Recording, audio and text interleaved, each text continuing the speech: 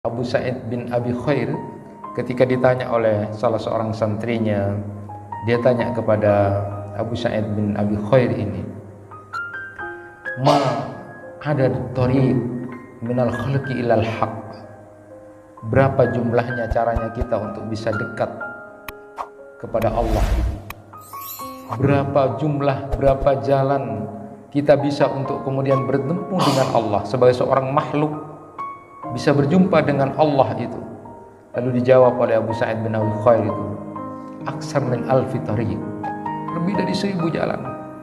Atau dalam riwayat lain disebutkan, beliau mengatakan at-tariq ilal haq bi'adadi dzarratil mawjudah, jalan untuk menuju Allah itu sejumlah atom-atom atau partikel yang ada di alam ini, di alam semesta ini. Banyak jalan. Tetapi kemudian beliau menyatakan, walakin laisa hunaka tariq aqrabu wa asra'u wa afdalu minal amal illa rahati syahsin. Tetapi di antara sekian banyak jalan untuk menuju Allah itu, kata beliau, dan sudah aku ajarkan banyak kepada orang-orang, setiap orang bertanya tentang itu, adalah membuat nyaman, membuat bahagia hatinya orang. Itulah jalan terdekat, jalan tercepat, jalan yang kemudian utama untuk kita bisa mendekatkan diri kepada Allah, nilainya di hadapan Allah Subhanahu wa taala. Hari ini dan seterusnya mungkin, dan mudah-mudahan ini menjadi sebuah program yang istiqomah.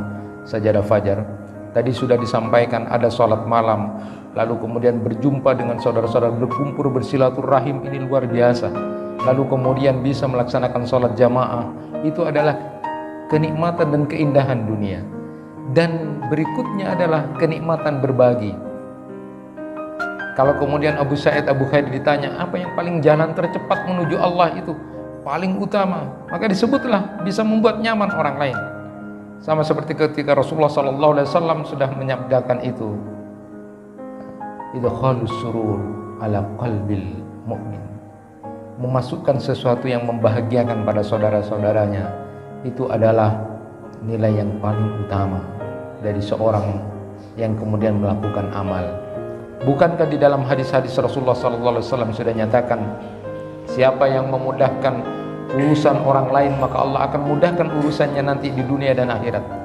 Siapa yang melepaskan kesulitan dari kesulitan-kesulitan yang diderita oleh saudaranya, nanti Allah akan lepaskan kesulitannya nanti di akhirat. Siapa yang menutup aib saudaranya, maka Allah akan tutup aibnya.